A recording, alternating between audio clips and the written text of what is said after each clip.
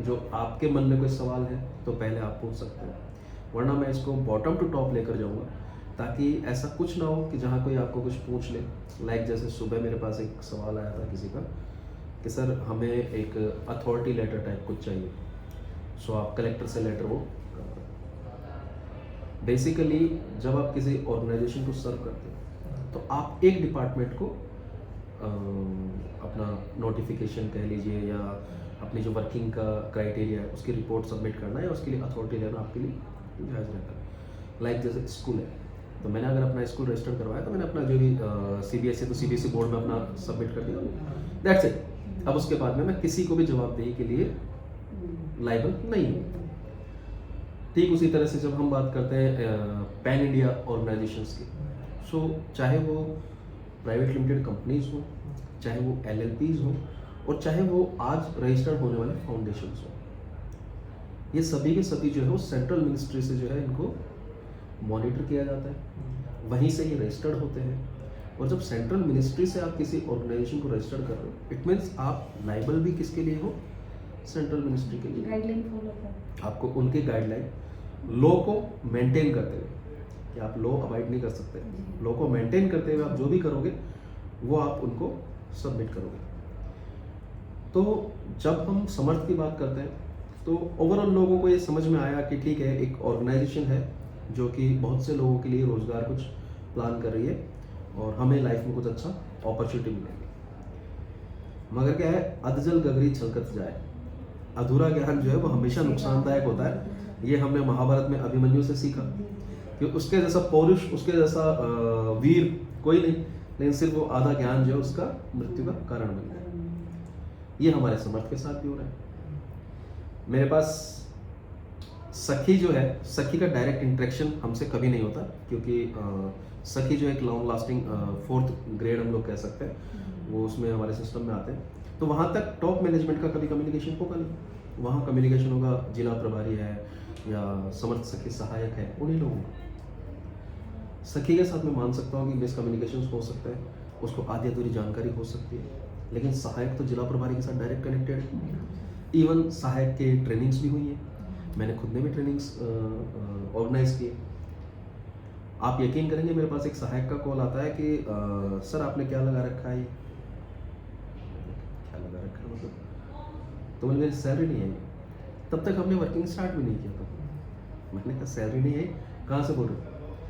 तो बोले मैं यहाँ से बात कर रहा हूँ। मैंने कहा क्या काम किया है? अरे सर मेरे को 750 रुपये जमा करवाए हुए 1.5 महीना हो गया, मेरी सैलरी नहीं है अभी तक। ये है अवेयरनेस जो हमने अपने सहायकों को दी। सखी होती तो मैं मान लेता, सहायक जिसने ट्रेनिंग से की, उनको ये होश नहीं है, उनको लगता है 750 जमा करवाने से हमें ये चीज़ मिल जाएगी। इसीलिए मैं चाहता हूँ कि मेरे अकॉर्डिंग आपको सब कुछ पता होगा, लेकिन ये रिकॉर्डिंग्स मैं इसलिए कर रहा हूँ ताकि आप मैं जो भी बात करेंगे, ये हमारे सोशल प्लेटफॉर्म पर जाने से क्या होगा कि एक आदमी जिसके कुछ भी सवाल होते हैं अगर, क्योंकि सवाल हमेशा रहने चाहिए, वो कहते हैं ना धड़कन अगर चल रही है तो बीप बीप यूं यूं चलती है, कभी अप एंड कभी डाउन। अगर वो फ्लैट हो गई है इट मीन समझ लो डेड है।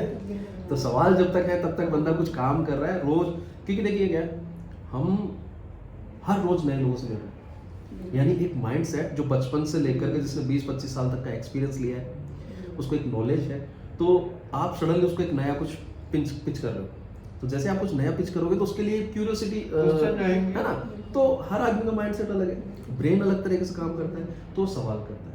तो कुछ ऐसी चीज़ें होती है जो हम फ्रिक्वेंटली जवाब देते रहते हैं, तो जो फेक है वो हम लोग फटाफट में रिप्लाई कर देते हैं, मगर कुछ ऐसे सवाल आ जाते हैं जो आउट ऑफ द बॉक्स होता है, तो आपको मुझे कम से कम लोगों को समझाना पड़े, इसलिए ये रिकॉर्डिंग चल रहा है। अब यहाँ से हम लोग इसको पूरे डिस्कशन को आगे लेके जाएंगे। अजीत ने बताया कि आप अभी अदर स्टेट्स में भी जो है वो अपना मूवमेंट लेकर जा रहे हैं। So first of all congratulations, proud feel होता है सर। एक्चुअली में क्या हुआ कि वो मैडम है ना, पहले साहिब मैडम सर भी जानते हैं, ठीक है, कौन सी मतलब शेफाली शेफाली ओके। से, ठीक है। मैडम को सारा नॉलेज दिया, मैं एकदम डायरेक्ट क्लियर बात करती हूँ, ठीक है, कन्फ्यूजन बिल्कुल भी नहीं, करो तो ठीक। देन मैडम को मंथ हो गया, फिर मुझे बोलती है मैडम हमने इतनी सारी पब्लिसिटी कर दी, पता है सर मैडम हमने प्रचार किया, हमारी सैलरी नहीं आई। मैंने कहा मैडम प्रचार की पोस्ट तो सस्ता में नहीं निकाली, मैंने आपको ज्ञान नहीं दिया प्रचार। मैडम इसीलिए हाँ तो इसीलिए हम मैं नहीं चाहता कर- हूँ नहीं सर, पर है ना ये काम- वही बंदी ब्लॉक प्रभारी बन गई, आगे से आके उसी को ब्लॉक प्रभारी जो 750 रिफंड मांग रही थी वो 250 रुपये उसने जमा करा के ब्लॉक प्रभारी आज 60 स्टेट 60 गाँव के अंदर कर रही, और 3 ब्लॉक प्रभारी वहाँ खड़े कर दिए मैंने। कूल। उनको 250 देने पड़ रहे हैं हमको, 750 तो सर रिफंड बोल रही थी ना, सर को पता है रिफंड बोल रही थी। दूसरे दिन ब्लॉक प्रभारी का नया निकला, मैंने कहा मैडम अगर आप चाहो तो मैं आपको ज्ञान दे रही हूँ, अगर आपको समझ में आता है तो वेल एंड गुड, देन मैं कुछ नहीं कर सकती। कि मैडम मुझे बताइए, मैडम ये तो बहुत अच्छा है, उनको तो बहुत अच्छा लगा। मैंने कहा मैडम पैसे अच्छे लगे, इसके अंदर सैलरी हैवी है ना, वजनदार है, तो अगर वजन यहाँ है तो आप काम करोगे ना तो आपको मज़ा भी आएगा। तो सर वो तो रेडी हो गई, और मैडम के फॉर्म भी अभी कार्ड बनने वाला है। तो 2 बातें हैं जो हम इस पूरे डिस्कशन के अंदर करने वाले हैं। जैसा आपने एक बहुत अच्छी बात कही अभी कि सर सैलरी अच्छी है, जी सो कहीं ना कहीं एक अच्छा पैसा जो है वो आपको एक ऐसा मोटिवेशन देता है कि आप एक्स्ट्रा ऑर्डिनरी कुछ परफॉर्म करना चाहते हैं। जी सर। लाइक जैसे फिक्स्ड जो अमाउंट होता है ना, लाइक बंदे को पता है मुझे 15,000 ही मिलना है, हाँ, तो वो उसका एक ढर्रा हो जाता है कि वो मैं दिखता है इतना ही हमको। काम करना है मेरे को। बट एक सर्टन पार्ट की पर्सन को पता चलता है यार मेरा ग्रोथ बहुत तेजी से हो सकता है, मैं आगे जो है वो किसी अपर पोजीशन की तरफ जा सकता हूँ। तो कहीं ना कहीं उसके अप्रोच में, उसकी वर्किंग में, उसका सिस्टम को दिए गए टाइम में एक बहुत बड़ा चेंज आ जाता है। इवन अभी मैंने कुछ ऐसे टीममेट्स को नोटिस किया है जो ऑलमोस्ट 14 to 15 आवर्स काम कर रहे हैं, यानी सुबह 7 बजे उठते हैं, रात को 11 बजे सोते हैं, तब तक करते ही रहते हैं। वो कॉल्स पे ही देखता हूँ, उनमें से एक हमारी ये भी है 7 o'clock तो 9 बजे तक ऑनलाइन है ना, रहता है। तो इवनिंग 11 o'clock तक तो इनका वो रहता रहता है। तो सर वो रिसीव करते हैं मेरा कॉल। तो मेरा मानना ये है कि मेरी जिम्मेदारी ये बनती है कि ऐसे बच्चे, ऐसे टीममेट जो इस डेडिकेशन के साथ काम कर रहे हैं, वो जब मार्केट में किसी से बात करें तो सामने वाला सवाल करने के बजाय आगे बढ़ने के लिए जो है वो सजेशंस डिमांड करे, बिल्कुल सर। क्योंकि क्वेश्चन एंड सजेशंस दोनों चीजें डिफरेंट हो जाती हैं। आज शेफाली ने आपके साथ ज्वाइन किया, अब मैं प्राउड फील करूंगा इफ शेफाली आपको, मैं पता है यहाँ पर अगर ये चीज अपने इनको उस एरिया में जाते हैं ना तो अपने को ज्यादा अच्छा रिस्पॉन्स मिलेगा, अपन ये कर सकते हैं। बिल्कुल। तो वहां पर क्या हुआ, आपको भी एक एनर्जी है कि ठीक है मुझे मार्केट से एक सर्टन पार्ट आया जी। तो इसलिए हम लोग इसको जो है बॉटम टू टॉप लेके जाते हैं। मैं ऑर्गेनाइजेशन के बारे में, पूरा सिस्टम किस तरह से डेवलप हुआ उसके बारे में, हम लोग क्या करने के लिए ऑथराइज हैं, उसको किस तरह से एग्जीक्यूट करेंगे उसके बारे में, हमारे फ्यूचर प्लान्स क्या हैं उसके बारे में, पॉलिटिकली क्यों हम लोग पब्लिक फिगर्स को अपने साथ चाहते हैं उसके बारे में। तो पॉइंट टू पॉइंट हम लोग उसके बारे में बात करते हैं। फर्स्ट ऑफ ऑल एसबी परिवार फाउंडेशन जो है, आप कुछ भी यूं ही नहीं करते। लाइक एक बच्चा अगर मान लो ग्रेजुएशन के 5 साल बाद जॉब ट्राई कर रहा है, एक जो है 12th पास आउट भी नहीं हुआ है एंड वो जॉब का सर्च कर रहा है। सो ये किसी भी चीज के अंदर जाने के लिए आपको एक वजह की जरूरत होती है। विदाउट रीजन आप कुछ नहीं करते, विदाउट रीजन कुछ नहीं होता। तो कोई भी कंपनी हो, कोई भी ऑर्गेनाइजेशन हो, उसका क्रिएशन जो है उसके पीछे एक बहुत बड़ा रीजन होता है कि ऐसे ही तो रात को उठ के किसी ने नहीं सोचा होगा कि चलो यार एक एसबी परिवार फाउंडेशन ओपन कर देते हैं। उसके पीछे एक डेडिकेटेड पर्पस रहा होगा, कुछ ऐसा इंसिडेंट रहा होगा, कोई एक्सीडेंट रहा होगा कि लगा कि नहीं यार एक कुछ इस तरह का एक सेगमेंट थॉट होगा कि हमें कुछ इस तरह के उसमें जाना चाहिए। आपने एक बात नोटिस की होगी, आप कभी मार्केट जाते हैं तो सर्टेन पार्ट पे आपको कुछ ये मांगने वाले महिलाएं या बच्चे मिल जाते हैं। कई बार आपको लगता है अरे हट आगे जाओ खुला नहीं है और सब कुछ, लेकिन किसी एक पर्टिकुलर पर्सन को देख करके, उसका फिजिकल जो डिसेबिलिटी है या उसका जो अटायर है उसको देख करके हमें लगता है कि नहीं यार एक काम करो 10 रुपए तो कुछ कर लेना। सो एनीहाउ मुझे ऐसा लगता है कि ये चीज़ों को बदलना जो है उसके लिए पहला कदम उठाना चाहिए कि और कुछ हो ना हो लेकिन हम लोग कुछ तो अच्छा करें। लेकिन आप उस भिखारी को एक दिन 10 रुपए दे सकते हैं, 2 दिन 10 रुपए दे सकते हैं, आप हमेशा नहीं कर सकते उसके लिए। सो ये वो लोग हैं जिनका कि लाइफस्टाइल ऐसा ही मांग मांग के निकल जाएगा। लेकिन लोअर मिडिल क्लास एक ऐसी कैटेगरी है, और लोअर मिडिल क्लास में हम लोग आते हैं। हम उनकी बात नहीं करें जिनको सरकार 1 रुपए में चावल दे रही है, जैसे भी फ्री वाला सिस्टम कर दिया, वो सब नहीं। कोरोना के अंदर अगर सबसे ज्यादा किसी के साथ चोट हुई है, चीटिंग हुई है, तो वो हम लोग हैं जो नौकरी पेशा व्यक्ति है। बिल्कुल। गवर्नमेंट ने उनका ध्यान रखा जो बिल्कुल खत्म है। वो जो अपर साइड है उनको दिक्कत ही नहीं थी, वो आराम से चाहे 2 साल 5 साल बैठ के खा सकते थे। मारा कौन गया? मिडिल क्लास मारा गया। बिल्कुल। ना उसके लिए गवर्नमेंट कर रही है, ना कुछ बाहर जा रहा है, पुलिस मार रही है एंड ऑल सारा सब कुछ प्रॉब्लम्स। और ये कोरोना की बात ही नहीं है, ये आप हर चीज में देखो, सबसे ज्यादा जो घिसा जा रहा है वो आप और मैं ही है। और हमारे लिए पर्टिकुलर कोई वो क्राइटेरिया नहीं कि हम लोग किस तरह से अपने आप को अपग्रेड करें। मैं एक पर्सनल केस बताऊंगा, मेरा ही बताऊंगा। एक फैमिली है और बहुत अच्छा खासा हमारे दादाजी जो है बहुत अच्छे खासे उसमें थे गांव के अंदर। आज भी हमारी जो गांव में हवेली वो 40 कमरों की हवेली, मतलब 3 चौक है उसके अंदर और बहुत अच्छा सेगमेंट था। जब मैं पैदा हुआ तो उस समय की बात है कि 18 घर में जो हाड़ी नहीं होते, गाय भैंसों का जो ध्यान रखते हैं, वो हुआ करते थे। सर्टन बात है 2018 या 19 के आसपास की। ये तो बहुत गलत हो गया है, ये रिकॉर्डिंग्स में प्रॉब्लम नहीं आएगी ना? ठीक है। मैं गांव जाता हूँ शादी के अंदर एंड सडनली जो है वो महिलाएं आपस में बात कर रही है। वो होता है वो आफ्टर मैरिज जो है वो बैठती है महिलाएं लोग। तो सडनली एक महिला ने, मेरे जो बड़े भाई साहब उनकी वाइफ जो भाभी साहब, उनको कहा कि अरे अभी तो पेट भर के खा लो, और अभी तो वो एक होता है, मतलब शादी में एक कमरा होता है उसमें खाना वाना वो सब रखते हैं, क्या पता कल मिले ना मिले। अब ये एक बड़ा टॉन्ट भरा, एक तो नॉर्मली मैं आपसे बात कर रहा हूँ, एक दूसरा एक टॉन्ट वाली आवाज होती है, आवाज का पता चल जाता है कि मेरे में टॉन्ट मारा गया है। मैंने मम्मी से कहा ये क्या था, ये ऐसे कैसे बोल गए? तो उनका जो स्टेटमेंट था मेरे लिए बड़ा सरप्राइजिंग था। बोले भाई साहब कुछ करते नहीं है, तो बच्चे जो है कभी खाना मिलता है कभी नहीं मिलता। अब मैं ये उस फैमिली के बारे में सुन रहा हूँ, मेरे फादर आर्मी में, बहुत अच्छा खासा एक अमाउंट उनको सैलरी मिलता है, सब कुछ। तो हम आराम से हैं, मतलब लाइफस्टाइल ठीक है। और एक अपने ही ब्लड रिलेशन में एक ऐसी फैमिली है जहाँ बच्चों को प्रॉपर फूड तक अवेलेबल नहीं है। तो यानी एक ये तो जीवन के लिए सबसे ज्यादा नेसेसरी चीज है। तो आप सोचो इसके बाद में बुनियादी सेवाओं के बारे में, सुविधाओं के बारे में तो क्या ही बात करूं मैं। वहां एक आपको एक ऐसा किक मिल जाता है, एक आपको ऐसा एक्सीडेंट मिल जाता है, एक ऐसा इंसिडेंट मिल जाता है कि नहीं, अगर मैं इस लायक हूं कि कुछ कर सकता हूं तो डेफिनेटली मुझे कुछ करना चाहिए। यहां से आपको एक बीज मिल जाता है कि हाँ कुछ इस तरह की एक ऑर्गेनाइजेशन डेवलप की जाए जो कि सिर्फ ऐसे लोगों के लिए काम करे जो आज जीवन के लिए सबसे ज्यादा जो जरूरी बुनियादी सुविधाएं हैं उनको कम से कम न तरसे। यानी ऑर्गेनाइजेशन जो है या मैं जो है किसी को करोड़पति अरबपति बनाने के लिए काम नहीं करूंगा, बट एक व्यक्ति जो अपने लाइफ के अंदर अपने लिए, अपने बच्चों के लिए, अपने परिवार के लिए बेसिक्स भी जो नहीं जुटा पा रहा है ना, उसके लिए डेफिनेटली अच्छा काम होना चाहिए। इस खूबसूरत थॉट के साथ में जो है वो एसबी परिवार फाउंडेशन की नींव रखी जाती है। तो जिसके पीछे आपकी नीयत इतनी नेक हो तो आपको उसके लिए क्या करना पड़ेगा, अपनी नीतियां जो है वो बहुत स्पष्ट रखनी होंगी। अगर आप नीतियों में आप कहीं ना कहीं अप एंड डाउन होगे तो आप सिस्टम को लॉन्ग टाइम रन नहीं कर पाओगे। तो इसी के साथ में जो है वो 2022 के अंदर अपने एसबी परिवार फाउंडेशन का रजिस्ट्रेशन करवाया जाता है। रजिस्ट्रेशन के टाइम पे 2 चीजें और होती हैं। वो ये है कि मैंने अक्सर देखा है जब पैसे का कमांड पुरुष के हाथ में रहता है तो जो काम 25,000 रुपये में हो रहा है वही कमांड आप महिला के हाथ में दे दो, आपको 10 से 12,000 रुपये में वही काम करके दे देंगे।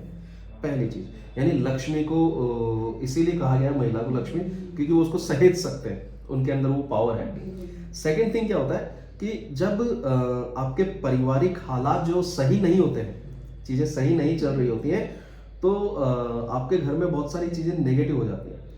लाइक ड्रिंक से लेकर के छोटी छोटी बातों पे झगड़ा करने से लेकर के बहुत सारी ऐसी चीजें होती है जो अच्छी नहीं होती। तो ऐसे में महिला और बच्चे ज्यादा स्ट्रगल करते हैं। एक पुरुष जो है वो अपने आप को नशे में डाल सकता है या इधर उधर हो सकता है, मुंह छिपा सकता है किसी से। महिला को तो उस 4 दीवारी के बीच ही रहना है। यानी लाइक मैंने देखा है उधारियों के चक्कर में परेशान रहते हैं ऐसे परिवार जो है, या शराब के उसमें परेशान रहते हैं, बहुत सारे इश्यूज होते हैं। तो एक पर्पस ये भी था कि हम लोग जो भी काम करेंगे वो महिलाओं और बच्चों को मेन स्ट्रीम में रखकर करेंगे। यानी काम तो हमें पूरी फैमिली के लिए करना है, बट हम लोग जो है काम करें किसके लिए, उन महिलाओं और बच्चों के लिए। तो हमने जो भी अपना सोशल वेलफेयर या पब्लिक वेलफेयर के लिए अपने जो मैं कहूँगा सर्विसेज या जो हम काम करने वाले जो ऑब्जेक्टिव्स हमने सबमिट किए, उसमें एक मेन जो फोकस है मेन स्ट्रीम में रखा women empowerment and child development, और इसके साथ हमने अपने डॉक्यूमेंट्स वहाँ सबमिट कर दिए। ये जो डॉक्यूमेंट सबमिट होते हैं, जो ऑर्गेनाइजेशन रजिस्ट्रेशन होते हैं, ये होता है मिनिस्ट्री ऑफ कॉर्पोरेट अफेयर्स से। ये मैं जोर दे करके बोलूंगा ताकि इस वीडियो में भी आए, लोगों को ये बड़ा कंफ्यूजन रहता है कि सर एक्चुअली 2013 से पहले क्या था कि एनजीओ जो रजिस्टर्ड होते थे वो पर्टिकुलर स्टेट टू स्टेट उनकी अथॉरिटी रहती थी, बट आफ्टर सेक्शन 8 जो हुआ है वो उसके अंदर हो गया कि ठीक है पैन इंडिया अपना चीजें कर सकते हैं। आप काम कैसे करेंगे, एक प्राइवेट लिमिटेड कंपनी की तरह ही करेंगे, आप सभी एक्टिविटीज कर सकते हैं, बस प्रॉफिट मेकिंग नहीं कर सकते। यानी आपको जो काम करना है वो public welfare and social welfare के लिए ही करना है। बहुत स्पष्ट चीजें हैं। तो अपने को जो राइट्स मिलते हैं वो मिलते हैं मिनिस्ट्री ऑफ कॉर्पोरेट अफेयर्स से। कई लोग पूछते हैं सर ये संस्था क्या है, सरकारी है क्या, या ये सरकार कर रही है क्या, तो ये चीज जानना जरूरी है काम आदमी के लिए। गवर्नमेंट डायरेक्ट कभी कुछ नहीं करती है, हमेशा उसके लिए एक पर्टिकुलर इंफ्रास्ट्रक्चर, एक पर्टिकुलर सिस्टम होता है जिसके थ्रू चीजें डिलीवर होती है, जरिया होता है। लेकिन फाइनल जो रिपोर्टिंग है या फाइनल जो अथॉरिटी है वो तो गवर्नमेंट ही है। आपको एक पर्टिकुलर लॉ को आपको फॉलो करना है, तो आपके अकॉर्डिंग जो आपकी फाइनल आपकी जो अथॉरिटी है वो गवर्नमेंट ही है। तो अगर मेरा एक पर्टिकुलर कमांड मेरे ऊपर जो है वो गवर्नमेंट का है, तो मैं बिल्कुल कह सकता हूँ कि गवर्नमेंट को नॉर्म्स को पूरा करते हुए हम लोग जो भी कर रहे हैं उन्हीं के अंडर कर रहे हैं। इट मीन्स गवर्नमेंट की कंपनी या गवर्नमेंट का ऑर्गेनाइजेशन आप इसको कह सकते हैं। बाकी एसबी परिवार फाउंडेशन पैन इंडिया काम करने के लिए ऑथराइज है, हमें जगह जगह परमिशंस लेने की जरूरत नहीं है। उसके लिए जो हम काम करने वाले हैं वो सारे ऑब्जेक्टिव्स ऑलरेडी हम लोग मिनिस्ट्री ऑफ कॉर्पोरेट अफेयर्स में सबमिट कर चुके हैं। जो कि सवाल कई बार आता है सर हमारे ग्राम पंचायत में इससे बात कर लो या हमारे जिले में उससे बात कर लो, हम उसके लिए बात करने के लिए हमारे ऊपर कोई लायबिलिटी नहीं है, हम कंप्लीटली जो है इसको काम को कर सकते हैं। हाँ, यदि आप किसी तरह का कुछ गैदरिंग आप कर रहे हो या आप कुछ चीजें कर रहे हो, तो उसमें क्या होता है कि पब्लिक स्पेस जो है वो यूटिलाइज होता है, तो वहां पर आपको प्रशासन से परमिशन लेना होता है गैदरिंग के लिए, काम के लिए नहीं कि भाई आप इतना सब कुछ कर रहे हो, कल को अगर मान लो कुछ मिसमैनेजमेंट हो जाता है या हम लोग से बात करें कहते हैं ना कुछ हो लड़ टाइप का, तो उसमें जो है वो प्रशासन की जिम्मेदारी हो गई। तो आपको परमिशन किसके लिए लेनी होती है, इस चीज के लिए, न कि आपको काम के लिए। काम करने के लिए आप फ्री हैं, बस कानून के दायरे में रहकर आपको काम करना है। तो इस तरह से जो है वो मिनिस्ट्री ऑफ कॉर्पोरेट अफेयर्स से ऑर्गेनाइजेशन को पैन इंडिया काम करने के लिए ऑथराइजेशन मिल जाता है। ऑर्गेनाइजेशन ने जैसे कि अपने ऑब्जेक्टिव्स रखे, इतना सटीक, इतना साफ सुथरा कि एक व्यक्ति जब पैदा होता है वहां से लेकर के जब तक उसका कह सकता हूं आखिरी समय होता है, तब तक उसके जीवन में जिन जिन चीजों की मूलभूत चीजों की जरूरत होती है, मूलभूत सेवाओं की जरूरत होती है, उनको हमने कोशिश करी है कि ऑर्गेनाइजेशन उन सभी बिंदुओं पर काम करे। तो अब उन सब बिंदुओं पर काम करने के लिए हम क्या करते हैं, एक परिवार को हम ओवरऑल ऑब्जर्व करते हैं कि फैमिली में कौन कौन है। अब फैमिली में ऐसा बच्चे हैं, माता पिता है और माता पिता के माता पिता है। सिंपल है। बच्चों को क्या चाहिए, शिक्षा चाहिए। कि आज अगर मैं बेंगलुरु बैठा हूँ, मैं दिल्ली बैठा हूँ, या इवन हम लोग राजस्थान में बैठे तो राजस्थान में जयपुर की बात करते हैं, तो मेरा बच्चा या मेरी बच्ची के पास में बहुत अपॉर्चुनिटी है कि घर से 5 किलोमीटर दूर, 10 किलोमीटर दूर, 20 किलोमीटर दूर जाकर वो किसी भी तरह की टेक्निकल एजुकेशन को अवेल कर सकता है। अलग अलग तरह के इंस्टीट्यूट्स ओपन है और मेरा एक हेल्दी इनकम भी है, वेल्दी इनकम भी है मेरे पास। तो मैं क्या करूंगा, अपने बच्चे के ऊपर एक्सपेंसेस कर दूंगा। दूसरा, एक गांव में रह रहा है, एक दूर दराज गांव के अंदर एक परिवार है जो पिता अपने बच्चों से बहुत प्रेम करता है, लेकिन उसकी माली हालत ऐसी कि 12,000 रुपये महीना कमाता है, उसमें घर ही नहीं चल पा रहा, उसका 8,000 रुपये महीना कमा रहा है, घर ही नहीं चल पा रहा। वो अपने बच्चे को ये चाहता तो है कि वो अच्छा करे, इसके लिए वो उसे प्रॉपर स्कूल भी भेज रहा है, सरकारी स्कूल भी भेज रहा है कि मेरा बच्चा पढ़ेगा कुछ अच्छा करेगा। लेकिन आप ये देखो, आज से 25 साल पहले का आप एग्जांपल लेके चलो, ग्रेजुएट जो है वो एक बड़ी बात हुआ करती थी। ग्रेजुएट था बंदा, अच्छा ग्रेजुएशन है, ठीक है जॉब मिल जाएगी। आज ग्रेजुएशन कोई पूछ नहीं रहा है। आज ग्रेजुएशन तो छोड़ो, आज शादी के लिए बच्ची को देखने आते हैं तो भी वो लोग पूछ लेते हैं कि गुड़िया कहाँ तक पढ़ी है और कुछ किया है कि नहीं किया। अब उस और कुछ में क्या है, वो कंप्यूटर से रिलेटेड चीजें हो सकती हैं, वो आपके कुछ अदर स्किल्स हो सकते हैं। तो इट मीन्स कि आपको इतना ज्यादा उसके अंदर चीजों को कर दिया गया है कि आपको किसी न किसी तरह से एडिशनल स्किल्स को डेवलप करना होगा। तो अब आप मुझे बताओ कि जब जॉब के लिए, बच्चे तो बड़े हो गए, वो 12th भी हो गई, ग्रेजुएशन भी की, अब जॉब के लिए तो मेरा बच्चा है, वो किसी इंटरव्यू में गया है, बैठा है, और एक वो बच्चा गांव से निकल के आया, अपने मम्मी पापा से 500,000 रुपये लेके आया कि मम्मी पापा मेरा इंटरव्यू देने जाना मैंने। अब आप बताइए एज किसके पास है पॉजिटिव? मेरे बच्चे के पास, क्योंकि उसने एजुकेशन को उसी सेगमेंट में अपना आगे बढ़ाया। तो रेगुलर एजुकेशन से क्या हुआ, उसके पास में एक एडिशनल स्पेशलाइजेशन कोर्स भी हो गया। तो सिर्फ इसलिए कि माता पिता आर्थिक रूप से मजबूत नहीं थे, जगह उतना ज्यादा डेवलप नहीं थी, सिर्फ इस वजह से तो बच्चे का फ्यूचर खराब नहीं किया जा सकता। इन छोटी छोटी चीजों को लेकर के अवेयर होना बहुत जरूरी है और इनके ऊपर काम करना बहुत जरूरी है। ये वजह है कि हमने बच्चों के लिए एजुकेशन को इसमें बहुत ज्यादा महत्व दिया है। दूसरी चीज क्या है कि आप बहुत से ऐसे स्किल्स होते हैं जो हमारे अंदर होता है, बट जैसे आप ये देखिए कि मेरे फादर इलेक्ट्रिक का बहुत कुछ काम कर लेते हैं, पंखा लगाना, पंखा लगा दिया, कोई बल्ब वो मतलब ये तार वार हट गया उसको लगा दिया, मतलब काफी कुछ है उनका इस तरह से चीजें। लेकिन अगर गलती से कल को अनफॉर्चुनेटली उनको किसी तरह के काम की जरूरत पड़ जाए और वो किसी कंपनी में इलेक्ट्रिक बतौर इलेक्ट्रिशियन अप्लाई करना चाहे, नहीं कर सकते। उसके लिए उन्हें किसी तरह का उसके अंदर सर्टिफिकेट यानी डॉक्यूमेंटेड प्रूफ उनको चाहिए कि आपने ये किया है। उभरते हुए बच्चों के पास ये चीज बहुत ज्यादा नेसेसरी होनी ही चाहिए। अब वो होनी चाहिए कैसे? आप ये देखो गांव में बहुत से ऐसी बच्चियां होती है जिनको सिलाई आती है, वो नेचुरल है, उनके परिवार में देखते हुए कैसे भी करके, लेकिन सर्टिफिकेट नहीं है। कंप्यूटर आता है घर में इसलिए सब कुछ जानते हैं, एक्सेल सब कुछ चलाना जानते हैं, लेकिन अब उसके लिए 2,000 रुपये दो सेंटर पे जाकर के, किसी भी कंप्यूटर सेंटर पे चले जाओ, आप 2,000 रुपये बिना सर्टिफिकेट नहीं देगा आपको। इसी तरह से बहुत सारे स्किल्स होते हैं जो कि व्यक्ति के अंदर है लेकिन उसके पास सर्टिफिकेशन नहीं है। प्लस कुछ ऐसे टेक्निकल कोर्सेज जो कि डिजिटली आप लर्न कर सकते हो। आज तो आप बायजूस वगैरह 1000 चीजें देखो, बच्चों को सिखाने के लिए कितना कुछ है, लेकिन हर जगह रुपया आड़े आता है। तो यहाँ पर सेकंड चीज उन बच्चों के लिए सर्टिफिकेशन प्रोग्राम्स को डेवलप कर रहे कि एक बच्चा जो है जब कहीं भी अपनी लाइफ में आगे बढ़े, तो मैं हालांकि इसको जॉब के हिसाब से नहीं देखता, लेकिन जैसे जिन परिवार के लिए हम लोग काम कर रहे हैं वहां मुझे लगता है कि जॉब के बारे में बात करना सही है। बाकी मेरा मानना है कि नॉलेज के लिए एजुकेशन को जो है वो लेकर जाना चाहिए। जब व्यक्ति पहले दिन जॉब दिमाग में रखता है ना, तो कल को कुछ एंटरप्रेन्योर बन के या कुछ एक लाइफ में बड़ा करने के बजाय क्या होता है, अपने आप को सांचे में ढाल लेता है, उसका माइंड इस चीज को एक्सेप्ट कर लेता है कि मुझे मेरा जॉब ही करना है, मुझे मेरा जॉब ही करना है।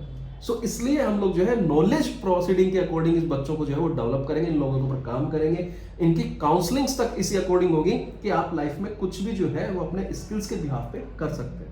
अपने आप को बाउंड मत करो। नॉर्मली आप देखिए, मैं हजारों इंटरव्यूज ले चुका हूँ, मैं 2007 से काम कर रहा हूँ, बहुत से इंटरव्यूज लिए, मुझे आज तक ऐसा व्यक्ति नहीं मिला जिसने अपने स्किल्स पर बात करी। मैं एक ही सवाल करता हूँ, जब भी वो रिज्यूमे लेकर आता है उसमें लिखा होता है मेरा एक्सपेक्टेड अमाउंट क्या है मेरा। कोई लिखता है 15,000, कोई 20,000, कोई 25,000, कोई 30,000, कोई 35,000। 35,000 से ऊपर मुझे व्यक्ति मिला नहीं, आज तक नहीं मिला। और मेरा एक ही सवाल होता है कि 34,999 क्यों नहीं और 35,001 रुपया क्यों नहीं? बोले नहीं सर मुझे लगता है 35 ही मुझे मिलना चाहिए। सेकंड सवाल है कि 35 मिलना चाहिए क्यों?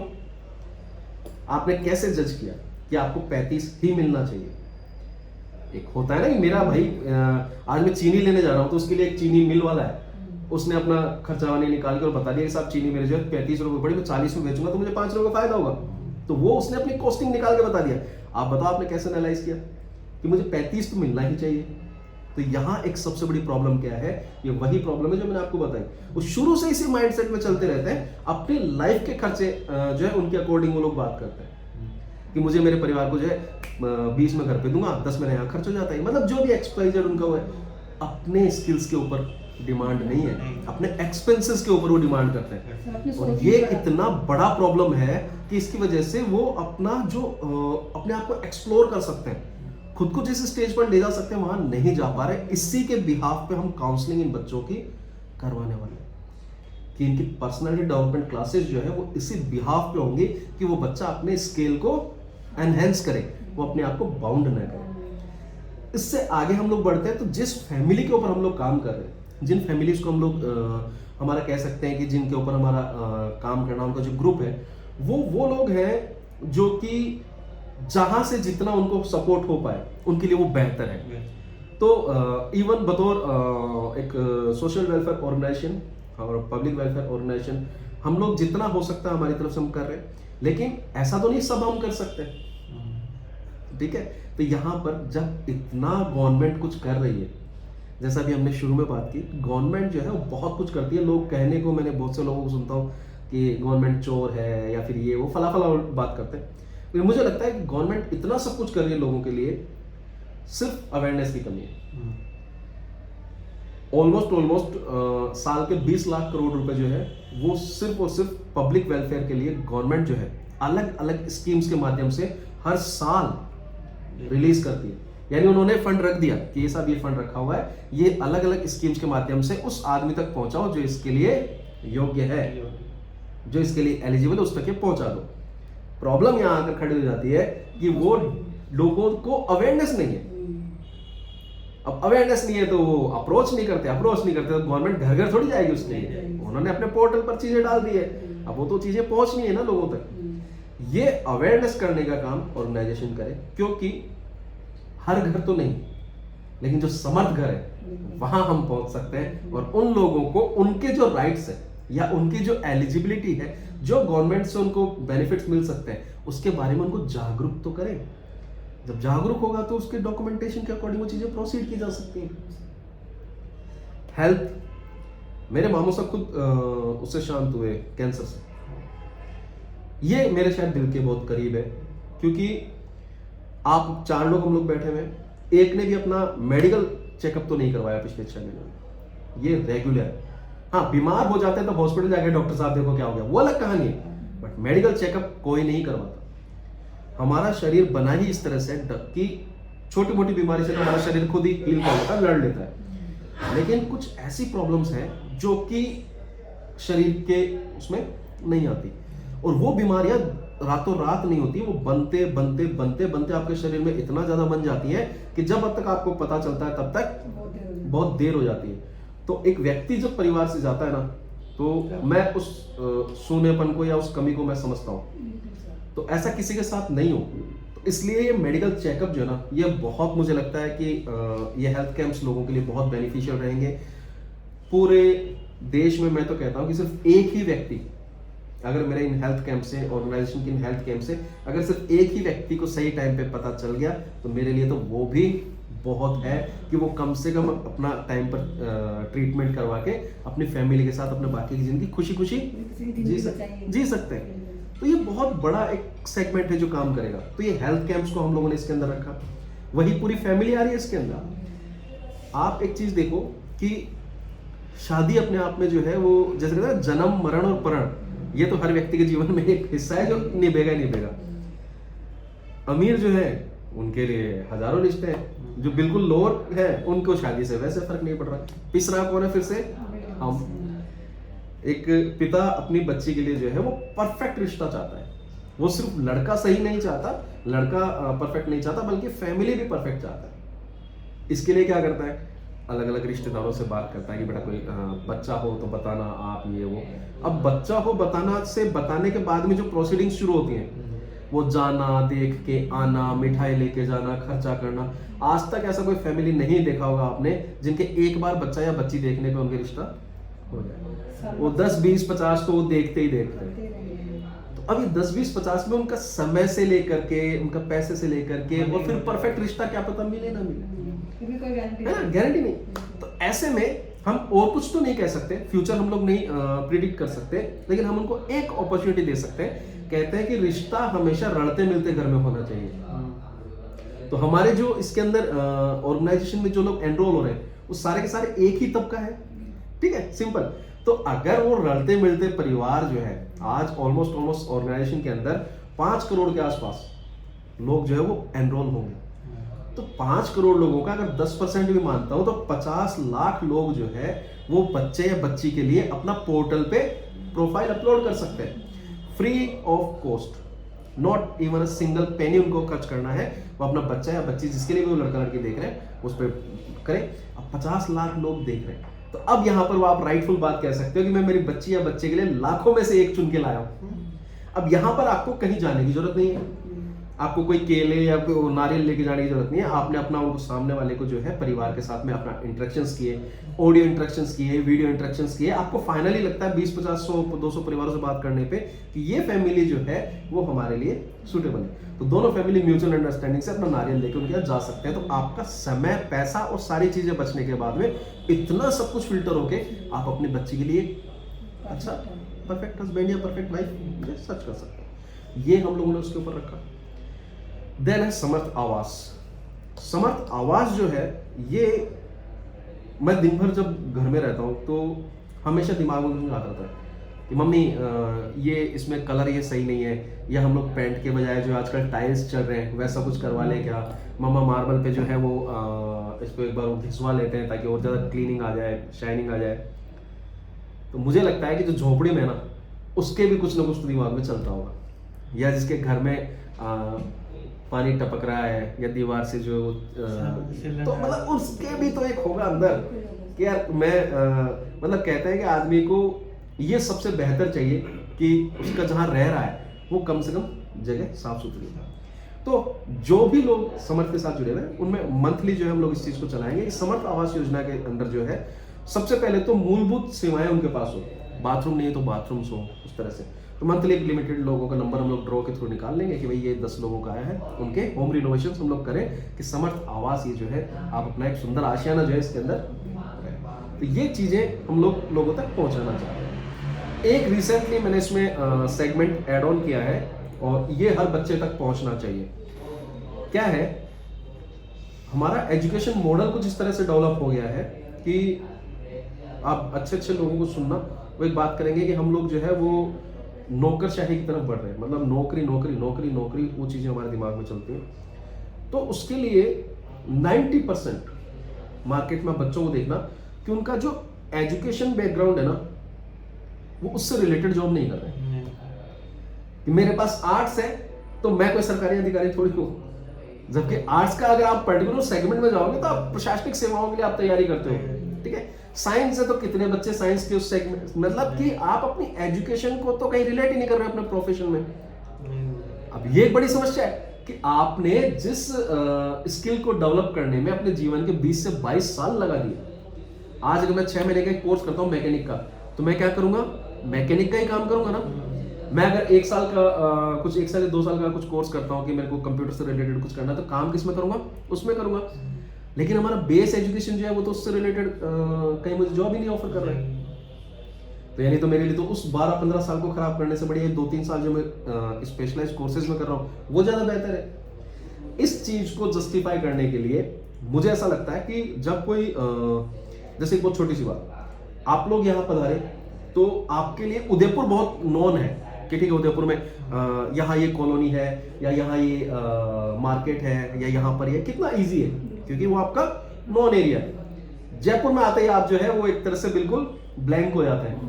अब आप डिपेंडेंट है, चाहे आज टेक्नोलॉजी है तो आप मोबाइल पे डिपेंडेंट है, गूगल में आप सर्च करेंगे, वरना पर्सन टू पर्सन आप इंक्वायरी करेंगे कि मुझे यहाँ जाना है या मुझे ये चीज कहाँ मिलेगी।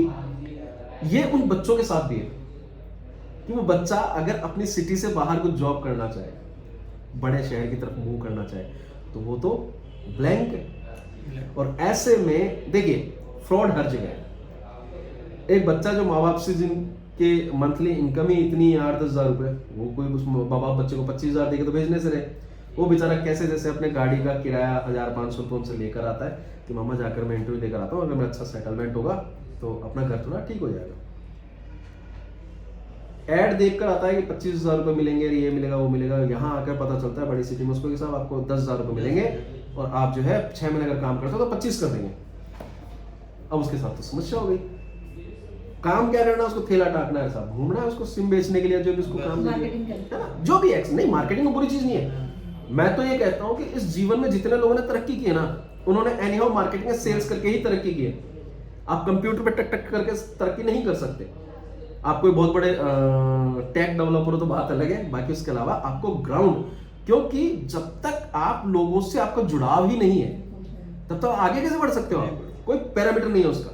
लेकिन वो गलत दिशा में आगे बढ़ रहे होते हैं। तो मुझे ऐसा लगता है कि बच्चों को एक सही प्लेटफॉर्म मिलना बहुत जरूरी है। यहां अब क्या होता है, जितने बड़े कॉर्पोरेट्स हैं, जितनी बड़ी कंपनीज हैं जो ऑन पेपर और ऑन ग्राउंड दोनों तरह से बड़े हैं, वहां पर हर साल तो फिर भी मैं ज्यादा बोल रहा हूं, क्वार्टरली या मंथली रिक्रूटमेंट्स होते हैं।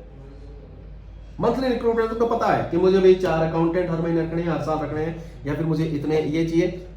हर सेगमेंट वाइज उनको क्लियर रहता है कि हम इतने रिक्रूटमेंट हर साल करेंगे।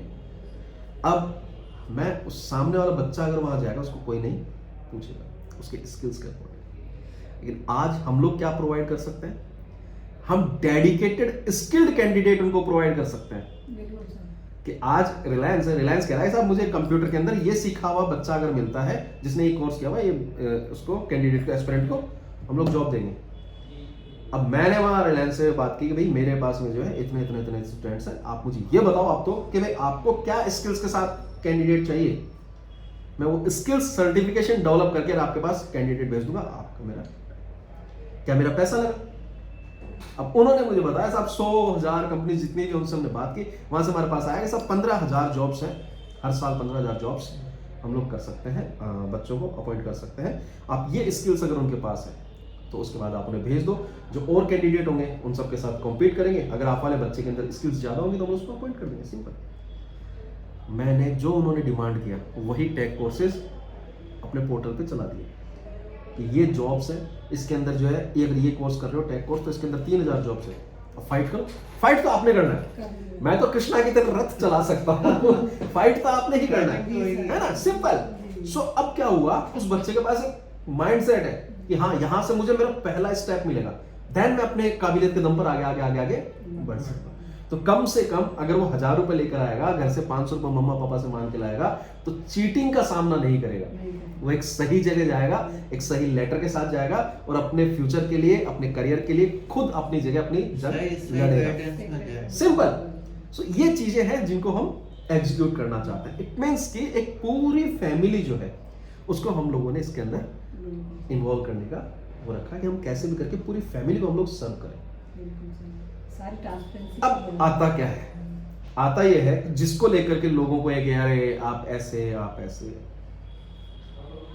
मेन प्रॉब्लम क्या है मैम कि सबको लगता है कि कोई एक मसीहा आएगा और हमारा जिंदगी बदल देगा। अब वो मसीहा आप पॉलिटिकल सेगमेंट में मान लो, आप ऑर्गेनाइजेशन सेगमेंट में मान लो, या कुछ लोग तो ऐसे रात को सोते हैं तो प्लान करते हैं, अरे यार मैं कल वहां जा रहा हूँ, रास्ते में क्या पता एक बैग मिल जाए और उसमें लाखों रुपए हो, और इस तरह का, मतलब नींद इसी तरह से आती है लोगों को। मसीहा नहीं आते। इस दुनिया में फ्री कुछ भी नहीं है, आपको एक कीमत अदा करनी होगी। गवर्नमेंट अगर आपको फ्री का राशन दे रही है, गवर्नमेंट अगर आपको फ्री की बिजली दे रही है, अगर आपको कुछ भी दे रही है, गवर्नमेंट के पास ऐसा कोई रिसोर्स नहीं है कि वो फ्री दे सके। आप उसके लिए कीमत अदा कर रहे हो टैक्सेस के रूप में।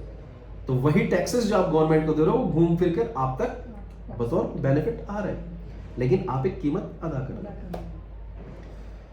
अब क्या है कि यहां इन सब चीजों को जो मैंने आपको बताया, ये एक बहुत बड़ा स्केल है। एक तो इंसानी दिमाग क्या कुछ इस तरह से डेवलप हुआ है कि नई चीजें, और एक जो हमने अब तक देखा नहीं है कि जिसको मैं लगता है बहुत बड़ा है, तो हम उसको एक्सेप्ट ही नहीं कर पाते। लाइक जितने भी साइंटिस्ट हैं वो उनके सक्सेस के बाद जो है वो उनका नाम हुआ है, पहले कोई नहीं पूछता है ना, कोई नहीं देखता उसको, सक्सेस को सब लोग देखते हैं, उसके होने के बाद में चीजें करते हैं। तो ये इतना बड़ा प्रोग्राम, इसको अगर आपको एग्जीक्यूट करना है, और आप एक वर्ड यूज करो pan India, so it means कि एक सेंट्रल टीम जो है, सेंट्रल टीम वो सारी चीजें नहीं कर सकती। इसके लिए आपको क्या चाहिए होगा, इसके लिए आपको चाहिए होगा कि ग्राउंड पर आपके रिप्रेजेंटेटिव्स हो जो कि डेडिकेटेडली आपको डेडिकेटेड आपके लिए जो है वो काम करें।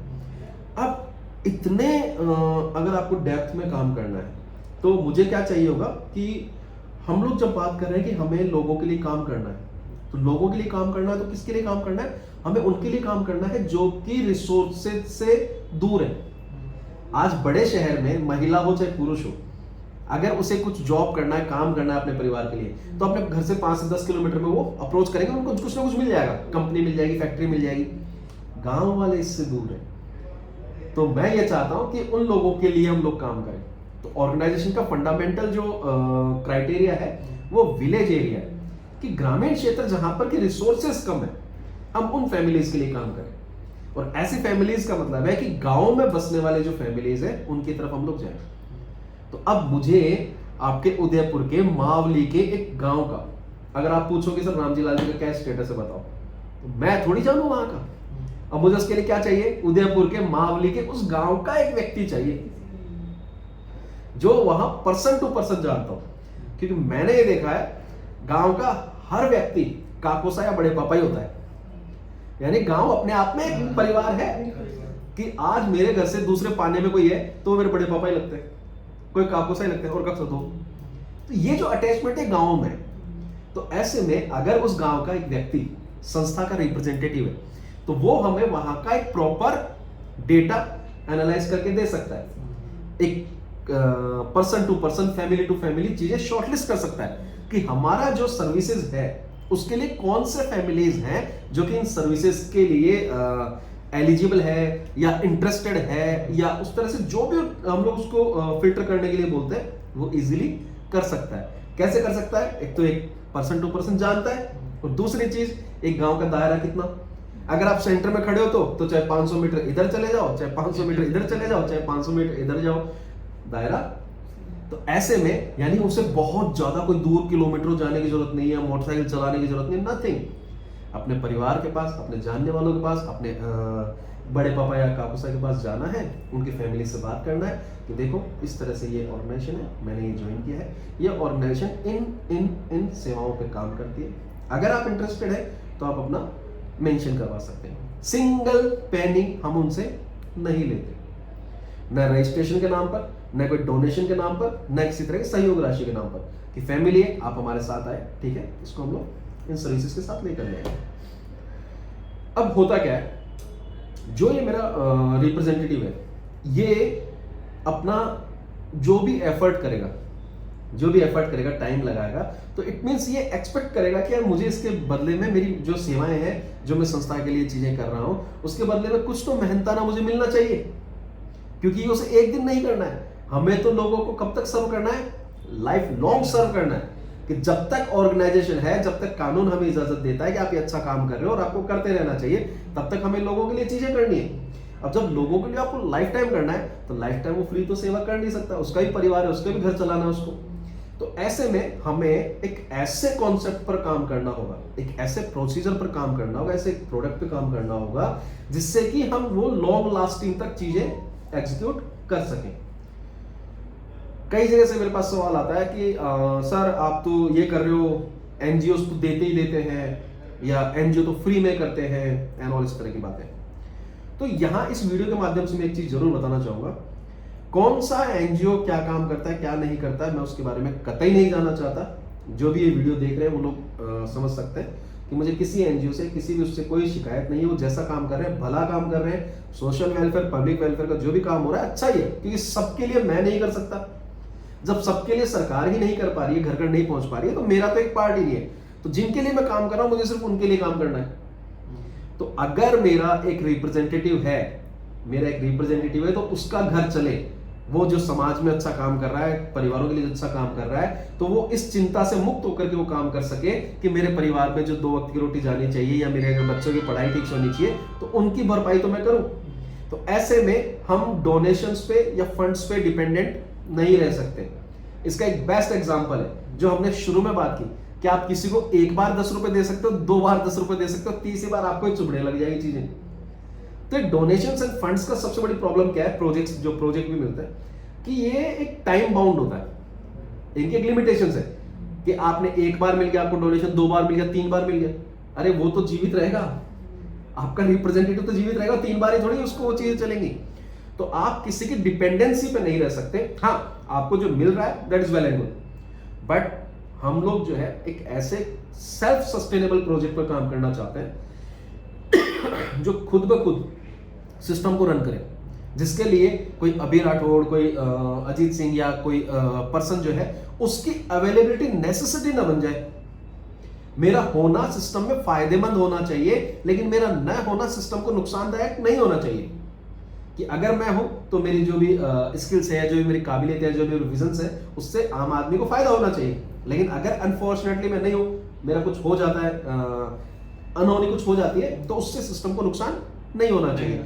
इस बात को ध्यान में रख करके प्रोजेक्ट डेवलप करना बहुत जरूरी है। तो ऐसे में हमने क्या किया, एक व्यक्ति जो है, व्यक्ति क्या, कोई भी ह्यूमन बीइंग जो है, उसके जीवन में सबसे ज्यादा जरूरी क्या है, हम उस चीज की तरफ जाते हैं कि भाई एक परिवार, एक व्यक्ति, एक ह्यूमन बीइंग जो है, अगर उसको जीवित रहना है तो वो कपड़े के बिना रह सकता है, वो एजुकेशन के बिना रह सकता है, वो मकान के बिना रह सकता है, लेकिन वो भोजन के बिना नहीं रह सकता। तो क्यों न जो चीज वो उसको सबसे ज्यादा नेसेसरी है, जिसको डिनाई कर ही नहीं सकता, हम लोग हमारा, अच्छा एक चीज और इसमें, इस बात को कंप्लीट करने के बाद मैं करेक्ट करूंगा एक चीज है।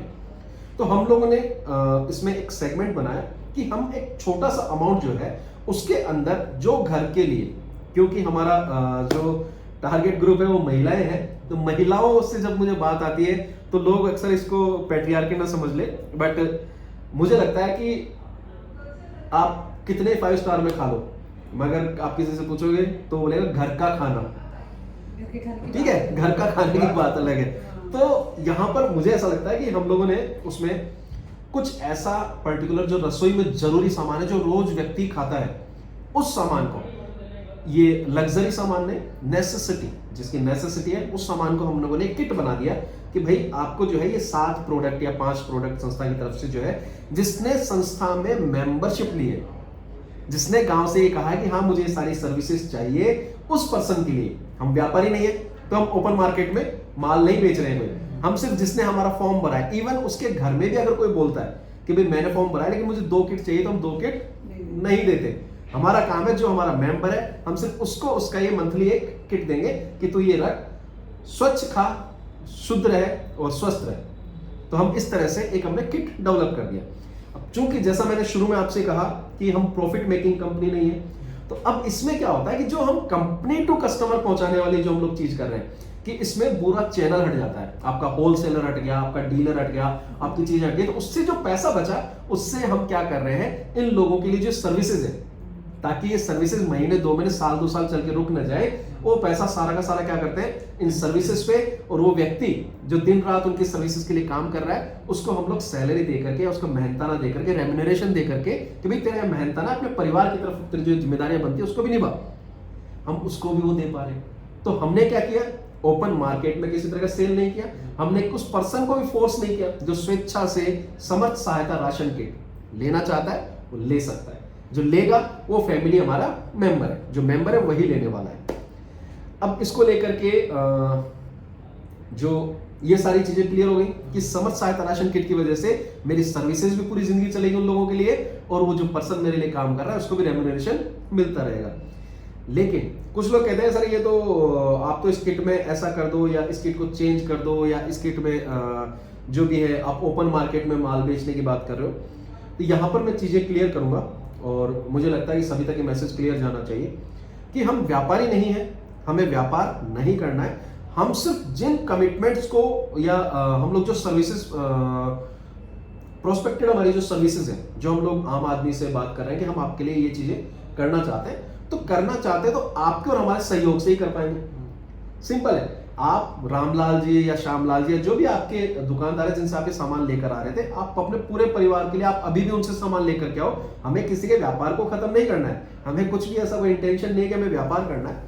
एक व्यक्ति जिसने फॉर्म भरा है, हमने उसको किट दिया, तो इट मींस हम ओपन मार्केट में सेल्स में नहीं जा रहे हैं। तो ये हर व्यक्ति को क्लियर होना चाहिए कि ये व्यापारी नहीं है, इन्होंने अपने जो एक्सपेंसेस मीट आउट करने हैं उसके लिए डोनेशंस या फंड्स के ऊपर डिपेंडेंसी को क्रॉस कर दिया, हम उसके ऊपर कंप्लीटली डिपेंडेंट नहीं है, और हम एक सेल्फ सस्टेनेबल प्रोजेक्ट पे काम कर रहे हैं, जिससे कि वो परिवार जब वहां दुकान से कुछ ले रहा है उसको कुछ मिले ना मिले, लेकिन संस्था से जब समर्थ सहायता राशन किट के लिए जा रहा है तो वहां उसके पूरे परिवार के लिए वो चीजें उसको ले मिलेंगी कि जो उसके जीवन को पूरी तरह से बदल के रख देंगी। तो ये आम आदमी को क्लियर होना चाहिए कि ऑर्गेनाइजेशन फिर से ब्रीफ करते हैं बहुत छोटे से उनको, ताकि समझ में आ जाए सबको। मिनिस्ट्री ऑफ कॉर्पोरेट अफेयर्स से ऑर्गेनाइजेशन रजिस्टर्ड है, पैन इंडिया काम करने के लिए एमसीए जो डिपार्टमेंट है उससे ऑथराइज है। जगह जगह ऑथराइजेशन की हमें रिक्वायरमेंट नहीं है। हम जो काम करते हैं वो पब्लिक वेलफेयर और सोशल वेलफेयर के लिए डेडिकेटेडली काम करते हैं। हमारी जितनी भी सर्विसेज हैं वो एक आम आदमी को बेनिफिट पहुंचाए, वो सर्विसेज हैं। इसके लिए ऑर्गेनाइजेशन ने जो अपने ऑब्जेक्टिव सबमिट किए हैं उसमें हेल्थ, एजुकेशन, अपने विमेन एम्पावरमेंट और चाइल्ड डेवलपमेंट, इनको मेनली हम लोग फोकस कर रहे हैं। जिसमें रूरल बेल्ट जो है उसके अंदर ऐसी फैमिलीज जो आर्थिक रूप से तंग है, जिनका आर्थिक रूप से उतना ज्यादा डेवलपमेंट नहीं हुआ, पिछड़े हुए हैं, हम सिर्फ उनके लिए काम करते हैं। उनमें भी जो स्वेच्छा से संस्था के साथ जो मेंबरशिप लेता है, जो कि फ्री ऑफ कॉस्ट है, नॉट इवन सिंगल पेनी हम लोग उनसे चार्ज नहीं करते हैं, वो पर्सन इसके अंदर जब जुड़ता है तो उसको एक लागत मूल्य पर समर्थ सहायता राशन किट मिलता है। और समर्थ सहायता राशन किट से जो मार्जिन हमारे पास में आता है, हम प्रॉफिट मेकिंग कंपनी करते ही नहीं है, इसलिए वो पैसा हम लोग क्या करते हैं, उन्हीं के ऊपर वापस से खर्च करते हैं, उनकी सर्विसेज के बिहाफ पे, और हमारे जो वॉलेंटियर्स हैं उनको जो उनके रेम्यूनरेशन जो मिलते हैं उसके बिहाफ पे। तो संस्था यहाँ पर किसी भी तरह का कोई प्रॉफिट्स जनरेट नहीं करती, ये चीजें क्लियर है। अब इसके लिए ऑर्गेनाइजेशन ने जो है, देखिए एक बहुत सिंपल सी बात है कि अगर मेरे 4 बच्चे हैं तो मैं चारों को बराबर रखूंगा ना। अगर रोटी खिलाऊं तो सबको बराबर खिलाऊंगा, तो सबको मुझे बराबर ही रखना पड़ेगा। ऐसा तो नहीं हो सकता कि मैं उनमें से 2 को खिला दूं, 2 को भूखा रख दूं। तो हमें लगता है कि जितना ज्यादा हो सकता है, जितना ज्यादा हो सकता है, जिस तरह से हम लोग कर सकते हैं, उतना ज्यादा हमें लोगों तक ये सर्विसेज पहुंचानी चाहिए। तो इसके लिए ऑर्गेनाइजेशन ने 5 जो स्टेट्स हैं उनको शॉर्टलिस्ट किया कि हम लोग जो है ये 5 स्टेट्स में काम करने वाले हैं। 5 स्टेट्स कौन से हैं? जिसमें आता है आपके राजस्थान, मध्य प्रदेश, उत्तर प्रदेश, हिमाचल प्रदेश और उत्तराखंड। अभी 5 स्टेट्स ही क्यों? 5 स्टेट्स इसलिए कि इंडिया में 6,14,000 के आसपास कुछ प्लस जो है वो विलेजेस हैं। आपको हैरानी होगी जान करके कि इन 5 स्टेट्स में 2,94,000 गांव हैं। इट मींस कि ऑलमोस्ट 50% इंडिया वो आपके इन 5 स्टेट में आप कवर कर रहे हो। कुछ हमें भी बेनिफिट्स है, हिंदी भाषी बेल्ट है, तो हिंदी भाषी बेल्ट तो हम इजीली कनेक्ट कर सकते हैं, समझा सकते हैं, और हमारे रीजन में भी है। तो इस वजह से इन 5 स्टेट्स को हम लोगों ने शॉर्टलिस्ट किया कि हम इन स्टेट्स में अपनी इन जो सर्विसेज है, जो हमारा जन कल्याण का जो महाअभियान है, इसको हम इन 5 स्टेट्स में रन करने वाले हैं। शुरुआत इसकी हम लोगों ने राजस्थान से की। उसका रीजन जो है वो अपफ्रंट आप समझ सकते हैं कि जब मेन चैनल जो राजस्थान से है तो एक व्यक्ति क्या करेगा, सबसे पहले अपना घर ही सही करेगा। तो हमने यहाँ राजस्थान से इसकी शुरुआत की कि जहां से हम हैं वहां पर हम लोगों को बेस्ट ऑफर कर पाए। अब इसके बाद आती है बात कि राजस्थान कंप्लीट हो चुका है मतलब कि यहाँ पर मैंने काफी अच्छा कुछ कर लिया है। अभी जो चीजें हैं वो पैरेलल चलती रहेंगी, लेकिन अब हमें चारों स्टेट ओपन करने। तो यहाँ से जो है आज से आपके सामने जो है मध्य प्रदेश, उत्तर प्रदेश, हिमाचल प्रदेश, उत्तराखंड वो ओपन है काम करने के लिए। बिहार नहीं है सर? बिहार नहीं, अभी बिहार से बहुत मुझे रिक्वायरमेंट आती है, एवरी डे आती है। हम इस पे बात करेंगे डेफिनेटली। और ये देखिए इस वीडियो में आपने सडन पूछा है तो मुझे लगता है लोगों को अच्छा लगेगा कि इतनी इंक्वायरीज जब आप राजस्थान में काम कर रहे हो एंड आपके पास में बिहार तक से इंक्वायरीज है, इट मींस कि आपका जो कॉन्सेप्ट है, आपका जो विजन है, उससे लोग कितना रिलेट कर पा रहे हैं। देखिए आदमी जब रिलेट करता है ना तो इंटरेस्ट शो करता है। जब वो कहता है ना जिस गांव जाना है उसका रास्ता क्यों पूछना, तो अगर कोई रिलेट नहीं करेगा तो बोलेगा छोड़ कोई मतलब नहीं है। लेकिन अगर आपके पास वहां तक से आपके पास चीजें आ रही है, इट मींस आप एक बहुत सही रास्ते पर। अब इन सब बातों के बाद में मुझे लगता है कि आपको जानना चाहिए कि ये चीजें एग्जीक्यूट कैसे होंगी। ये सब हमने बात की कि हाँ ठीक है इस तरह से चीजें होती हैं, ऑर्गेनाइजेशन ये है, हम समर्थ सहायता राशन किट देते हैं, हम इन सर्विसेज पे भी काम करेंगे, इसके लिए ग्राम स्तर पर हम लोग जो अपने वॉलंटियर्स भी अपॉइंट करेंगे। लेकिन इसका एक एग्जीक्यूशन का चैनल होना बहुत जरूरी है, क्योंकि आपने देखा होगा इस दुनिया में 90 या 99% काम जो है वो मिसमैनेजमेंट से ही खराब होते हैं। अगर प्रॉपर तरीके से चीजें मैनेज नहीं होंगी तो क्या होगा, काम खराब हो जाएगा। अब आप इसमें चाहे शादी ब्याह मान लो, चाहे ऑफिस मान लो, जो मानना चाहो वो मानो। तो मैनेजमेंट प्रॉपर हो, उसके लिए आपका एक जो सिस्टम हायरार्की है वो बहुत प्रॉपर होना चाहिए, उसकी रिपोर्टिंग बहुत क्लीन होनी चाहिए, आपका जो वर्किंग है उसको प्रॉपर तरीके से मॉनिटर करना चाहिए, आपके जो लीडर्स हैं उन लोगों को प्रॉपर तरीके से गाइडेंस और उनकी लीडरशिप को आपको मॉनिटर करना होगा। तो ऑर्गेनाइजेशन भी यही मानती है, क्योंकि यहां पर क्या होता है, देखिए मैं एक चीज बताता हूँ बहुत सिंपल। मैं एक दुकान चलाता हूँ, ठीक है, और मैं दुकान चलाता हूं, तो दुकान में अगर प्रॉफिट होगा या लॉस होगा तो उसका असर सिर्फ मुझे और मेरी फैमिली पे ही पड़ेगा, मेरे पड़ोसी को कोई फर्क नहीं पड़ने वाला। लेकिन हमारा काम कुछ ऐसा है कि अगर अनफॉर्चुनेटली मेरे काम पर असर पड़ा तो सिर्फ मेरे घर तक नहीं पड़ रहा है, उन हजारों लाखों करोड़ों परिवारों तक असर पड़ेगा कि उनकी लाइफ में कुछ अच्छा हो सकता था, लेकिन एक मिसमैनेजमेंट की वजह से क्या हुआ कि उनकी सारी अपॉर्चुनिटी उनके हाथ से निकल गई। तो मैं ये रिस्क कतई नहीं ले सकता। इसके लिए मुझे वो चैनल, वो हायरार्की प्रॉपर वे में तैयार करनी होगी, ताकि हर आदमी तक वो मौका, वो अवसर, ये जो अच्छी चीज है वो पहुंचनी चाहिए। इसके लिए दो चीजें हैं, जैसे आप इस बात को देखिएगा, ये आईफोन जब मैं शोरूम से लेता हूं तो वो मुझे कहता है कि आप 1,35,000 आपका बिल है, सर पैसा कैसे देंगे, कार्ड स्वैप करेंगे या कैश? यही सवाल है, इसके अलावा कोई सवाल नहीं है। लेकिन अगर इसी आईफोन को लेकर के मैं रोड पे बैठ जाऊं और बोले आईफोन ले लो, पैटी पे एक डब्बा एकदम सील पे, लोग लेंगे नहीं, सवाल क्रिएट करेंगे, और यार चोरी का क्या, अच्छा कैसा है, क्या कस्टम वाला है, क्या है, मतलब 100 तरह की चीजें। और यही फोन की कीमत हो जाएगी 50,000, 60,000, 40,000, जब तक वो तो तब जब मैं उसे कन्विंस कर लूंगा कि नहीं ओरिजिनल है। क्या बदला? वही फोन शोरूम में, वही फोन मैं लेके बैठा हूं, जगह बदल जाती है। कहते हैं कि विश्वास उसी पे किया जाता है जिसके पास ठिया हो, यानी जिसके पास जगह है ना कि आप मेरा ये जगह है, तो वो उसी पे विश्वास होता है। तो यहां पर ऑर्गेनाइजेशन भी एक चीज को क्लियर करके चलती है कि हमारे जो विलेज लेवल पर हमारे रिप्रेजेंटेटिव्स होंगे, वो समर्थ सेवा केंद्र जो है वो उन लोगों को मिलेगा, एक आईडी मिलेगा कि आप बतौर समर्थ सेवा केंद्र जो है आप जाने जाएंगे। धीरे धीरे जैसे जैसे आप अपनी सर्विसेज को अपने विलेज में प्रॉपर वे में, विदाउट इफ एंड व्हाट, आप प्रॉपर वे में डिलीवर करते हैं। 1 ईयर का आपका लॉक इन पीरियड है। आप अगर इस टाइम बीइंग अपने सर्विसेज, अपने जो समर्थ सहायता राशन किट्स हैं वो प्रॉपर वे में उन लोगों को डिलीवर करते हैं, तो आफ्टर 1 ईयर आपका केंद्र जो है उसको पूरा डेवलपमेंट ऑर्गेनाइजेशन करेगी। डेवलपमेंट में क्या है, केंद्र का मतलब हो गया कि मेरे पास एक बैठने के लिए टेबल, कुर्सी, चेयर होनी चाहिए, मेरे एक टेबल पे सिस्टम होना चाहिए ताकि मुझसे कोई अगर टेक्निकल कुछ हेल्प के लिए आ जाए तो उसके लिए। क्योंकि समर्थ सेवा केंद्र कहने का मतलब क्या है कि मेरे जितने भी समर्थ साथी हैं जिन्होंने मेरा समर्थ का मेंबरशिप ले रखा है, उन्हें अगर किसी भी तरह का सपोर्ट चाहिए, हेल्प चाहिए, तो वो कहाँ जाएंगे? अपने गांव के समर्थ सेवा केंद्र पे जाएंगे। लेकिन चूंकि ऑर्गेनाइजेशन कोई कॉर्पोरेट तो है नहीं कि हम 500 करोड़ का फंड लेके बैठे हम लोगों को दे दें, नहीं। यहां सब कुछ आपको आपकी परफॉर्मेंस बेस पर जो है वो अर्न करना होगा। तो यहां पर एक पर्सन जो है, गांव में जो पर्सन बैठा हुआ है, वो फर्स्ट डे क्या कर रहा है? लोगों को अपनी पूरी तहे दिल से वो सर्व कर रहा है, उनके अच्छे के लिए काम कर रहा है। आप इस चीज को ऐसे समझना कि आपने बिस्लरी की बोतल देखी है, उसकी कॉस्टिंग कितनी आती होगी? आई थिंक सो जितने में वो बेच रहे हैं उसका 20 to 25% का कॉस्टिंग आता है, 5 से 6 रुपए का उसका कॉस्टिंग आता है। लेकिन वो शॉप पे आता है तो कस्टमर के लिए कितना हो गया? 20 रुपए का हो गया। जो बीच का 15 रुपए का बेनिफिट है वो क्या कस्टमर को मिलता है कभी?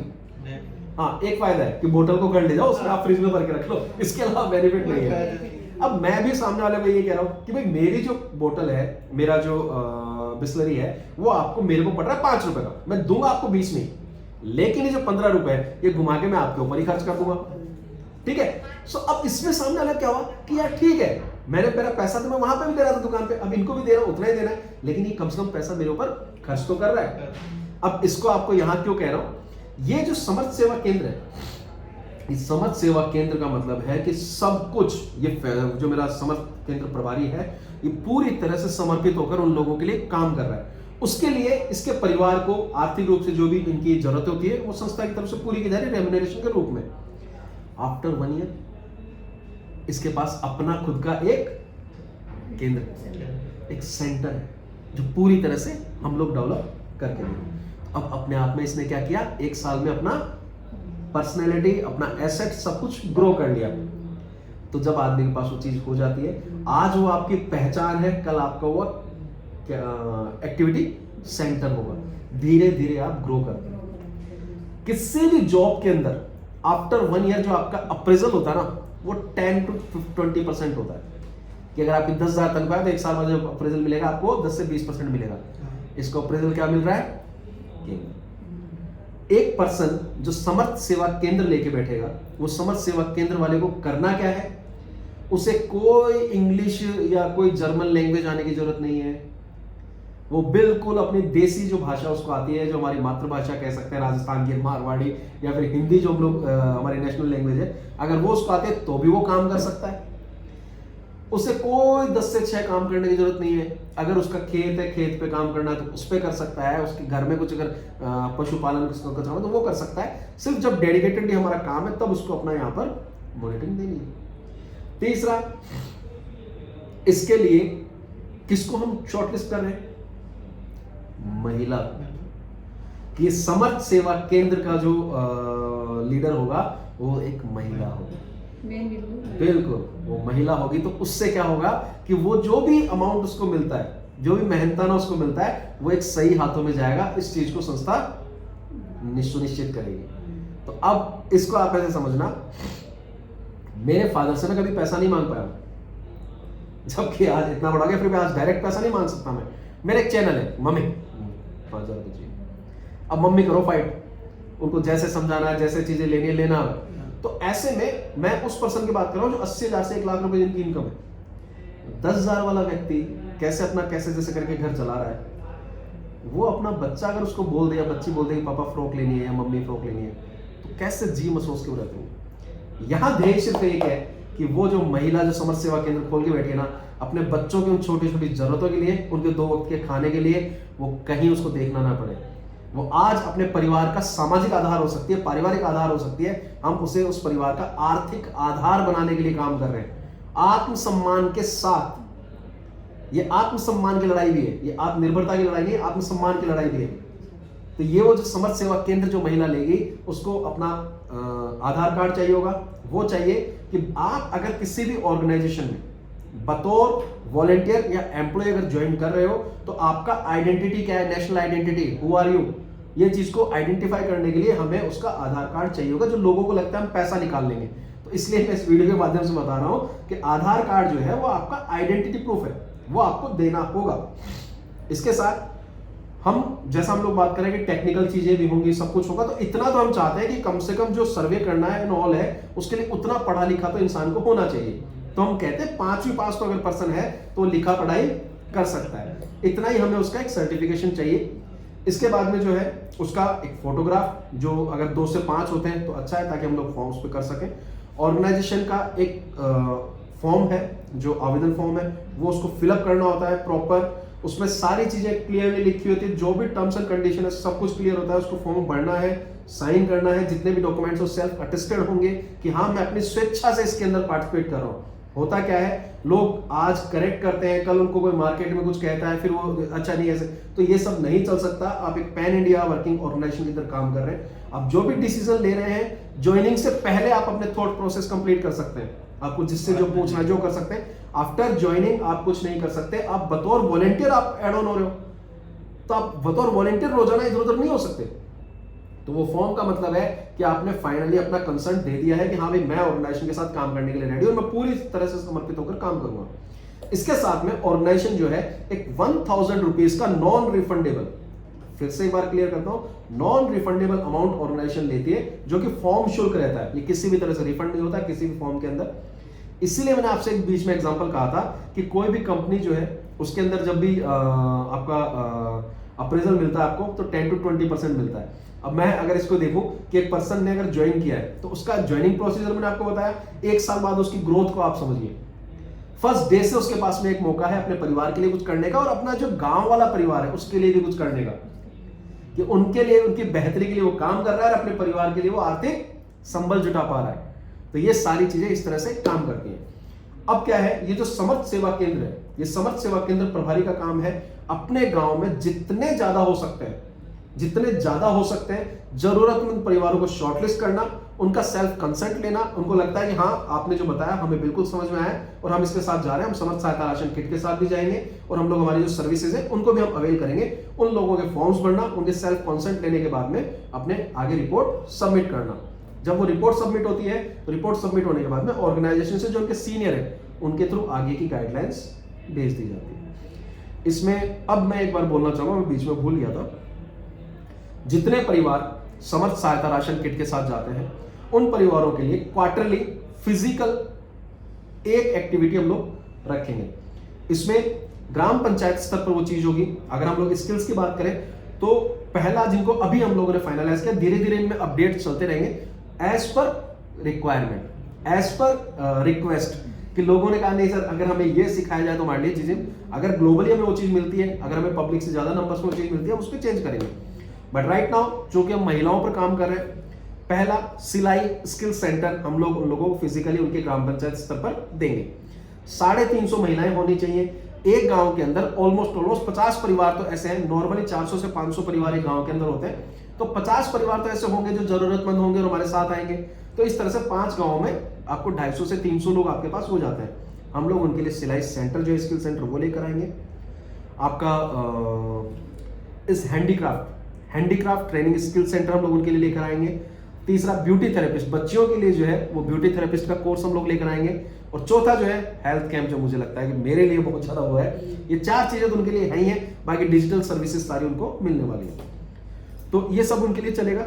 इसके साथ में जो है अब ये जो समर्थ सेवा केंद्र है, ये समर्थ सेवा केंद्र हर गांव में होने वाले हैं। और जैसा हमने अभी बात की कि 2,94,000 गांव है इन 5 स्टेट्स में, तो इट मीन्स कि आप और मैं बैठ करके ये 2,94,000 लोगों को मॉनिटर नहीं कर सकते। उससे क्या होगा, मिसमैनेजमेंट हो जाएगा।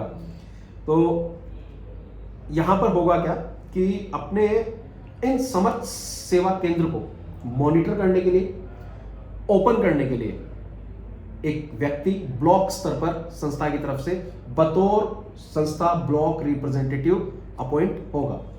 उसका काम है अपना जो ब्लॉक उनका है डिस्ट्रिक्ट के अंदर, उस ब्लॉक में से 60 विलेजेस को शॉर्टलिस्ट करना। उन 60 विलेजेस के अंदर जो है वो जो भी dedicated, skilled and interested candidate है उसको समर्थ सेवा केंद्र आईडी प्रोवाइड करवाना। पूरी जिम्मेदारी जो है वो समर्थ ब्लॉक प्रभारी की रहेगी। वहां लोगों को अपॉइंट करना, सेवा केंद्र ओपन करवाना, उनसे काम करवाना, उनके काम को मॉनिटर करना और उनके काम की जिम्मेदारी लेना। तो इससे क्या हुआ कि अब हमें 60 लोगों के ऊपर एक रिप्रेजेंटेटिव है, हमें सिर्फ उससे बात करनी है कि जो भी आपका काम है, आपने उन लोगों का काम मॉनिटर करना आपका काम है, आपके काम को मॉनिटर करना हमारा काम है। अब उसको भी क्लियर है कि मेरा काम क्या है, हमें भी क्लियर है कि हमारा काम इससे क्या है। तो इससे क्या होगा, हमारा मिसमैनेजमेंट नहीं होगा, काम को आप प्रॉपर वे में एग्जीक्यूट कर पाओगे। तो यहां तक सारी चीजें मुझे लगता है कि बॉटम टू टॉप हमें क्लियर होती हैं।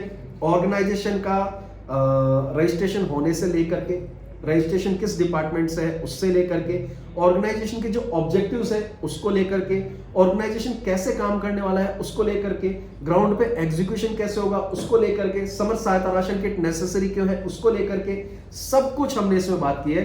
तो मुझे लगता है कि हर आम आदमी जो इस वीडियो को देखेगा उसको ये चीजें क्लियर होंगी।